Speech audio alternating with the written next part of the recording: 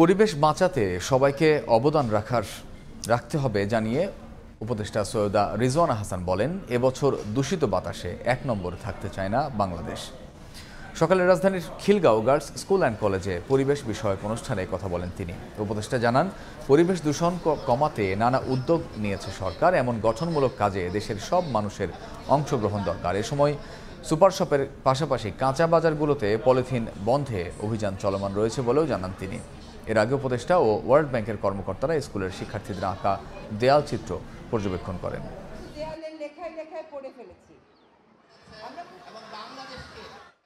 World bank বলেছে তারা আমাদেরকে তুরাগ নদী পুনরুদ্ধারে অনতিবিলম্বে কাজ শুরু করে দিচ্ছে। এটা তো একটা নতুন, এটা কোনোদিন কোনো সরকারকে তারা বলে নাই যে আমরা একটা প্রকল্পের মাধ্যমে তুরাগ তোমরা কাজ শুরু করো, আমরা তোমাকে সহায়তা করবো। এটা তো কখনো বলেনি, প্রথম বললো।